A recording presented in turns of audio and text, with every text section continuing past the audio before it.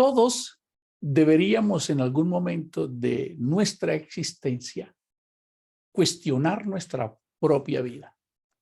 Quien no lo hace será esclavo de la rutina. Vivirá para trabajar, cumplir obligaciones profesionales, tener un papel social, pero terminará sucumbiendo al vacío. Vivirá para sobrevivir hasta la llegada de la muerte. Palabras tomadas del libro El maestro inolvidable de Augusto Cury. Voy a repetirlas. Todos deberíamos en algún momento de nuestra existencia cuestionar nuestra propia vida. Quien no lo hace será esclavo de su rutina. Vivirá para trabajar, para cumplir obligaciones profesionales, tener un papel social, pero terminará sucumbiendo en el vacío, a una vida sin significado. Vivirá para sobrevivir hasta la hora de la llegada de su muerte. Será simplemente un capítulo más agregada de este servidor. Hola amigos, una reflexión muy poderosa que hace días he venido repasando y revisando sobre lo que es la vida de un ser humano, el espectáculo de la vida, la oportunidad más apasionante que tenemos cada uno de nosotros de hacer de nuestra vida una vida apasionante, una vida arriesgada, una vida llena de desafíos y de retos, y ojalá nos hayamos equivocado muchas veces, y ojalá hayamos fracasado muchas veces, y ojalá hayamos tropezado muchas veces. Hablaba con mi hija estos días, con mi familia, contándoles mis historias, de todos los aprendizajes. Una frase que estaré sacando por ahí en la red dice: tus fracasos son tu mejor aprendizaje, son tus historias, tus casos de éxito. Hoy a los 53 años, cuando los cuento, le cuento a mi familia, ya me río de eso, pero en su momento fue un dolor o un precio muy alto. De verdad que si no nos equivocamos, si no nos esforzamos, si queremos seguir viviendo en esa zona de confort donde nada nos pase, posiblemente quizás perdamos la oportunidad de escribir una historia significativa. Eso es lo que pasó en la vida de unos sencillos hombres que encontró el maestro inolvidable hace 2000 años, o al menos cerca de esa época. El mensaje de hoy también tiene ese significado. Jesús nos arrebató el corazón. Bueno, esperemos que haya sido así totalmente y que todavía no esté en transacción o en cambio, ¿verdad? Tenemos que revolucionar nuestra historia, amados hermanos. Tenemos que ir más allá de la rutina y del día a día, como lo queremos hablar. Por eso estamos dejando un mensaje abierto a todos los amigos en cualquier lugar del mundo que estén insatisfechos con la religiosidad, con el esquema tradicional, donde podamos desafiar nuestros límites, donde podamos, más que nuestros límites, es desafiar nuestras creencias, esas creencias arrugadas, viejas, tradicionalistas que nos han puesto, que se han convertido simplemente que en límites que nos impiden realmente pensar con libertad, creer que existen otras posibilidades, renunciar a ese sistema de creencias antiguo, de impositivos, e incluso a nuestras propias conversaciones y hábitos, e incluso prejuicios, egoísmos o mezquindad propia, para entregarnos sin reservas a una esperanza maravillosa como la que encontraron estos hombres hace más de 2000 años. En esa expresión maravillosa que Jesús les expresó a 12 hombres: vení en pos de mí y os haré pescadores de hombres. ¿Qué significa esta expresión? Bueno, para nosotros es normal escucharlas o leerlas en cualquier servicio porque ya la hemos escuchado muchas veces. Pero cuando sucedió esto con los protagonistas, realmente fue algo extraordinario. Que hablemos un poquito de la historia de eso. Era aproximadamente el año 30 de nuestra era, después de Cristo. ¿Cuáles eran las condiciones? Israel, al igual que casi todo el mundo, era una colonia conquistada y subyugada por Roma. ¿Y cuáles eran las condiciones? Pues pobreza, hambre, una escasez impresionante, un sometimiento, una esclavitud, había humillación, había resentimiento en los judíos por los atropellos, había dolor en el corazón, muerte, violaciones. Era un caos total. Ese es el contexto en el que decide irrumpir el maestro del amor, el poeta de la vida, en medio de un caos tremendamente incontrolable para su propia nación. Era toda una historia para un pueblo que sí conocía algunas profecías sobre que un día se iba a manifestar un gran líder, un Mesías que gobernaría al mundo en plenitud y su reinado sería un reinado justo donde existiría el amor, la abundancia y, por supuesto, la violencia ya no estaría. Y lo importante de esa promesa es que el pueblo de Israel iba a ser el administrador de ese reinado. Esa esperanza se había adormecido en el corazón de la mayoría de los judíos ya. Muchos no creían y no veían a su Dios como indiferente y lejano, porque ¿qué religión donde no se suplan las cosas materiales cree en su Dios, verdad? Imaginémonos a Israel todos estos años viendo pobreza, humillación, viendo escasez, viendo hambrunas. ¿Cómo estaría de lejana, de resquebrajada esa fe y esa esperanza? Quizás muchos corazones ya habían desfallecido en su fe. Bueno, lo interesante de esto es que esta historia tenía protagonistas. Vamos a mirar quiénes estaban involucrados en esa historia, usando un poquito lo que se llama hermenéutica. Los protagonistas eran César como emperador, Herodes o Antipas, que eran los reyes locales que se adjudicaban para generar convenios políticos, Herodes el Grande, por ejemplo, Herodes el Tetrarca, Herodes Antipas. Algunos de ellos eran hermanos y eran puestos por el emperador. Y además de eso, tenían gobernadores como y regentes militares, centuriones o pretorianos, como Poncio Pilato, que era el regente, era como el jefe de la estación de policía, para que tengamos una idea. Y además de eso, habían sicarios, habían macabeos, gente que se revolucionaba y andaba con un cuchillo debajo de su manto, y cuando veía soldados romanos los apuñalaban, y eso era un caos. Esos eran los protagonistas del equipo de Roma y el contexto en el que estábamos viviendo. ¿Qué pensaría un cristiano de este siglo viviendo en ese contexto? ¿Cómo te sentirías tú, querido amigo y hermano que estás viendo este video? Los siguientes protagonistas eran unos jóvenes pescadores pobres, solamente quizás Zebedeo era uno de los más que tenía algunas barcas y eran pescadores. De hecho, era una de las profesiones que tenía un reconocimiento, pero la mayoría eran pobres, ¿verdad? Tenían la formación judía, pero ¿cuál era la perspectiva de vida para ellos? Sus padres y abuelos habían sido pescadores, así que el futuro no era el mejor, ¿verdad? Morir como pescadores, desilusionados de Dios, interpretados por ellos como un Dios lejano que no escuchaba las oraciones, que los había olvidado totalmente, después de ver todo este contexto que acabo de contarles hace un momento. Bueno, pero hay otro protagonista de esa historia que se llama Jesús. ¿Cómo les parece? El Señor Jesús, el Maestro del amor, Jesús el Cristo, que es la forma real en que se debe conocer. Jesús el Cristo, no Jesucristo, no, Jesús el Cristo es la expresión correcta, o Jesús el Mesías, para tener una claridad, que es lo mismo. Cristo es Mesías en ungido y Mesías es la traducción del hebreo también, que significa ungido. Tanto Mesías como Cristo significan lo mismo, el ungido. Bueno, pero ¿quién era Jesús? ¿Verdad? Es la pregunta. ¿Cómo lo conocían? Bueno, Jesús era un carpintero y lo conocían. Muchas veces se dijeron, no están aquí sus hermanos con nosotros, no está su José, su padre ahí. Así que eran conocidos. Su estrato social, si lo equiparamos en esta época, pudiese estar entre el estrato 1 y 2, aspecto de clase baja, si lo tildáramos aquí, no andaba en Lamborghini, ni en Ferrari, ni siquiera en Renault, no. Jesús era una persona sencilla. Sus vestiduras no lo hacían una persona reconocida.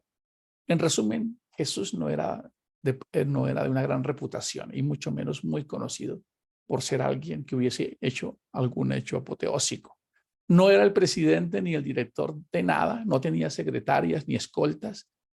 La realidad social de ellos era que Jesús realmente no tenía mucho que ofrecerle, ¿de acuerdo? Sin embargo, en algún día de cualquiera, estos hombres que luchaban con el mar, que luchaban con sus conflictos, que iban a veces y no pescaban nada, como nos suele pasar a nosotros, que a veces hacemos propuestas, contratos, queremos buscar un empleo y no vemos nada. Sus vidas eran vidas desenfrenadas, con arrebatos de ira, frustraciones. Uno de ellos, Pedro, el más vehemente, ya se había casado muy joven y estaban en esa rutina diaria, como lo vimos hace un momento. Esa frase, ¿verdad? Todos deberíamos en algún momento de la existencia preguntarnos quiénes somos, qué somos, cuál es nuestro propósito, para qué nos llamó Dios, ¿verdad?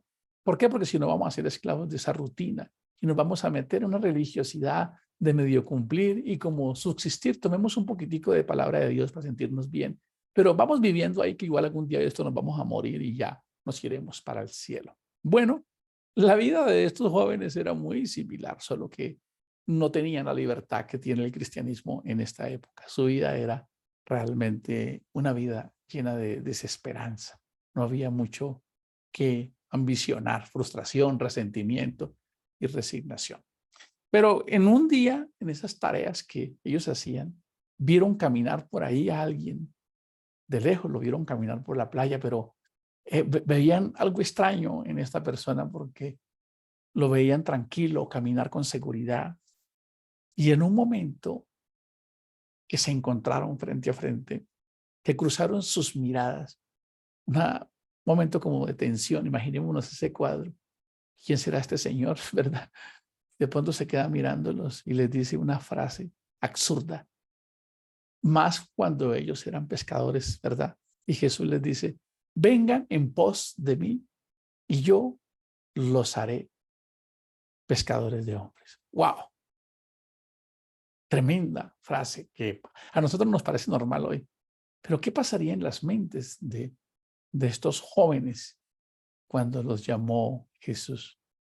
¿Qué impacto recibieron? ¿Qué fue lo que sucedió dentro de ellos?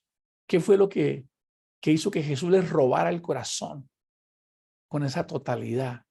Que si nos colocáramos en sus pies en nuestra vida diaria, empleados, algunos trabajando, emprendedores, algunos pensionados, con una vida que va en una ruta, ahí todos los días haciendo lo mismo y de pronto unos más felices que otros y de pronto se aparece alguien extraño y les dice, tienen que dejarlo todo por mí. Tremendo, ¿verdad? Nunca nos hemos detenido a ahondar en esos detalles, que nos dijeran, vengan a mí. Y lo curioso es que en algunos casos dice que dejaron las barcas y las redes en ese momento. Hay algo maravilloso ahí, es que cuando Jesús nos pone a soñar, cualquier barca es pequeña. Cuando Él nos pone a soñar en lo que podemos lograr en Él, cualquier dificultad no es representativa. Cuando creemos en su promesa y en lo que Él tiene para nosotros, ninguna ambición se puede comparar con esa que Él nos ha dado. Es por eso que al inicio preguntaba, ¿nosotros en qué nivel de este llamamiento estaremos? Claro, no todos van a ser apóstoles, no todos van a ser pastores, predicadores y líderes. No nos estamos refiriendo a que tenemos que dejar eso. Pero en nuestro ser interior, en esa barca interior, en esos sueños interiores, ¿qué ha pasado? ¿Qué nos ha revolucionado? Sí nos ha sacado de la rutina, sí nos ha elevado a esas experiencias extraordinarias de soñar, de querer realmente convertirnos en protagonistas a través de nuestras propias vidas. Creo que realmente esa sería la pregunta que deberíamos presentarnos hoy, ¿verdad? Sin embargo, analicemos un poco que alguien llegara a decirnos eso así, no lo conocían. A ver, miremos, sin explicaciones, sin un discurso profundo, sin milagros, realmente era algo invisible, era como humo. Era un caso absurdo, sin reputación. ¿Quién se arriesgaría a seguir a ese llamado de Jesús? Pongámonos en los pies de ellos. Quizás los Pedro y Andrés, hermanos, quizás ellos no tenían un futuro promisorio en la pesca, pero Zebedeo, que era el padre de Juan y de Jacobo, sí les había dicho seguramente: hijos, esta es la empresa familiar, a nosotros nos ha costado mucho trabajo construir esto, a ustedes no les ha tocado sufrir lo que a nosotros, tienen que ser responsables y cuidar esta industria. ¿Piensan ustedes a imaginar cuando Jesús llega y también le dice a este par de muchachos que abandonan esa barca y empiezan a irse los padres, la frustración, lo que sucedió ahí en ese momento?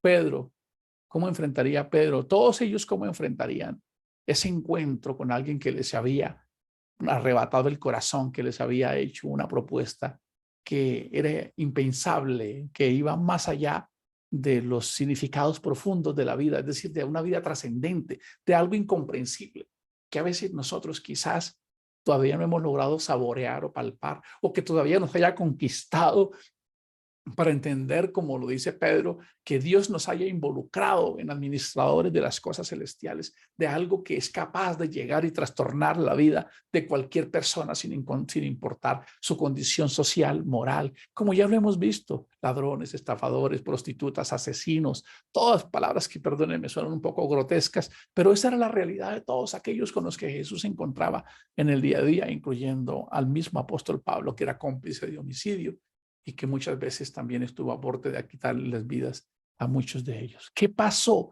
en la vida de esas personas? ¿Qué fue lo que los impactó? ¿Qué fue lo que los cautivó? ¿Cuáles fueron los descubrimientos interiores? ¿Cuáles fueron esas experiencias únicas e inolvidables que hizo que estos hombres fueran capaces de enfrentar no los desafíos exteriores, sino sus propios desafíos, las enseñanzas que les habían dado sus padres, ¿verdad?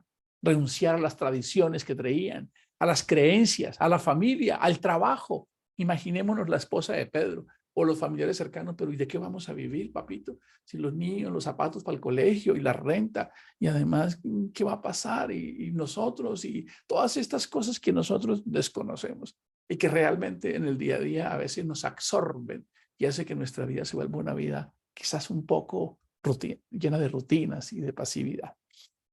No es fácil enfrentar esto, pero es apasionante la historia. Solo sería bueno que nosotros pusiéramos un espejo a leer esta historia para entender, al menos dentro de nosotros, si hemos causado ese tipo de revolución. Ahora, ¿qué representaría también enfrentar al Imperio Romano, la religión judía, las creencias tradicionalistas de sus padres, sus propias creencias y sus propios miedos? ¡Qué propuesta tan fascinante, tan desafiante! Un momento crucial, como cuando suenan los tambores y va a salir en escena y tienen que tomar esa decisión y decirles: ustedes han llevado unas vidas aburridas, ustedes han llevado unas vidas llenas de rutina en el día a día, pero yo quiero invitarlos al emprendimiento más ambicioso de la historia de la humanidad. Yo quiero involucrarlos a que ustedes ahora vayan a trastornar corazones, mentes, espíritus, almas sedientas, deterioradas, sin esperanza. Quiero que se unan a una empresa ambiciosa, aunque ustedes no lo puedan ver, ustedes no cansan a descubrir esto. Y ahí, mientras yo analizaba las notas, me daba cuenta que cuando realmente debe haber un cambio en un corazón, no es porque hayan milagros externos, porque es justamente ese el milagro más grande, cuando un corazón se deja seducir, poseer por el amor de Cristo, y lo mínimo que empieza a suceder dentro de nosotros cada vez que nos encontramos con esos arrebatos vehementes de nuestra carne y de nuestras pasiones, nos susurra en esa voz del amor, como bien lo dice el apóstol Pablo en Romanos 8, esos gemidos indecibles que nos dicen: recuerda que tú me amaste a mí y estás siguiendo mis pisadas. Y en estos momentos, cuando me atacaban, yo antes amaba. Y empieza a volverse eso en una pedagogía del alma interior, una especie de neurogénesis del alma, del espíritu, que por amor a Cristo empieza a decirnos: debo cambiar, debo mejorar, debo amar, debo parecerme cada día más a Él. Realmente ha impactado mi vida y no tengo otra forma más que demostrándolo a través de mis actitudes. y mis comportamientos. Este mensaje es realmente fascinante. La vida es como un contrato, pero todos quisiéramos el contrato de la seguridad, pero no es eso lo que Jesús le ofreció a estos hombres. Les ofreció el riesgo, les ofreció la persecución. No les dijo, ustedes llegarán a un cielo donde no habrán tormentas, ustedes llegarán a un lugar donde todo será un bienestar. No, no les ofreció esas palabras que todas las organizaciones quieren enarbolar, el bienestar, la calidad de vida. No, no, no, fue todo lo contrario. Fue un reto a involucrarse en una de las aventuras más apasionantes del cielo y de la tierra, donde tendrían que pagar un precio vehemente, aunque en su momento fuera incomprensible. ¿Cuál es el mensaje de esta mañana? Para estos hombres que Él llamó, ¿qué ha pasado en nuestras vidas cuando Él nos llamó? Quizás nosotros pudiésemos creer que nosotros no tenemos ese llamado, porque no somos apóstoles, que fue a ellos que les dijo, vengan, vengan y yo los haré pescadores de hombres. Y pudiese tener eso alguna excusa para todos, ¿verdad? Posiblemente.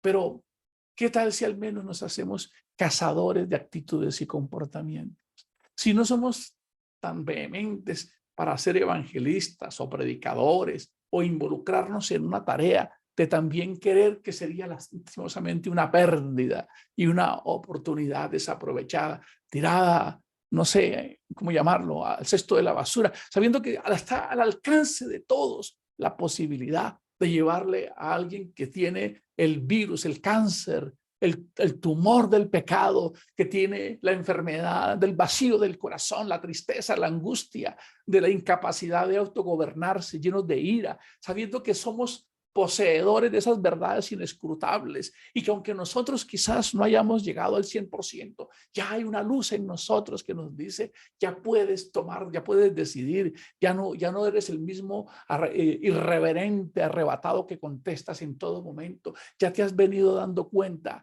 que el Maestro ha posibilitado que en tu corazón pueda existir la paciencia, el amor y el perdón. Y si eso nosotros somos, además de haberlo probado y estarlo viviendo, ser portadores de él, aunque eso no nos contará para poder ingresar a esa dimensión, porque es un regalo, sí sería muy triste que nosotros no fuéramos capaces de contagiar a alguien sediento que está a puertas de morir en su propia humanidad, porque fuimos tímidos o temerosos o inseguros en su momento.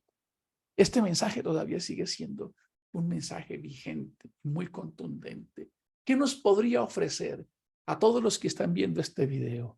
¿Qué cosas, qué cambios tendríamos que hacer? ¿Qué renuncias, qué actitudes, qué inversiones, qué aportes, qué dedicación, qué desaprendizajes? Todo un mundo de opciones para poder trastornar este mundo. Y esos 12 hombres que en su momento, cuando los vemos en algunas películas, nos reímos porque los vemos como un poco de muchachos novatos, peleones, llenos de emociones, como poco a poco le fueron permitiendo al artesano de la vida que fuera esculpiendo en sus corazones el amor por el prójimo, la comprensión de un mensaje y de una verdad que ahora ha trastornado el mundo, pero que por la banalidad y los intereses egoístas del mundo y del mismo corazón ha perdido la potencia transformadora de este evangelio maravilloso. Es necesario que esta generación vuelva a resignificar ese mensaje de Jesús. Que esa palabra pueda retumbar en nuestras mentes y en nuestros corazones vigentes. No tengo mucho que ofrecerles. Es más, si ustedes aceptan mi oferta, quizás voy a trastornarles sus vidas. Quizás ustedes tendrán miedo de lo que opinen las personas de ustedes, de lo que hagan. Quizás harán cosas pensando que sus familiares, hijos, esposos o esposas los van a juzgar y lo harán con temor. Pero eso es todo lo que yo puedo ofrecerles. Y una persona que no es capaz de arriesgarse en ese nivel, pues no va a ser descartado por el Señor, que es la gran ventaja. Pero se perderán de la más apasionante de las aventuras, de llorar cuando alguien nos da, cuando le hemos llevado este mensaje a alguien, cuando le hemos llevado esta esperanza a alguien, cuando escucha, gracias porque un día me contaste esta historia y mi vida nunca más volvió a ser igual. Gracias porque ahora mis hijos ven otro corazón. otro tono de voz. Gracias porque mi esposo ha dejado de ser ese verdugo duro e implacable y ahora es otro. Pero fue que le lavaron el corazón. No me importa, ojalá le laven todo, porque ahora no nos maltratan. Ahora lo que hay es amor, comprensión, reacciones inesperadas a veces de silencio, cuanto antes eran gritos. Tiempo de calidad y palabras de amor. Es lo que nos han traído, quienes nos han llevado este mensaje. ¿Cómo perdernos de eso?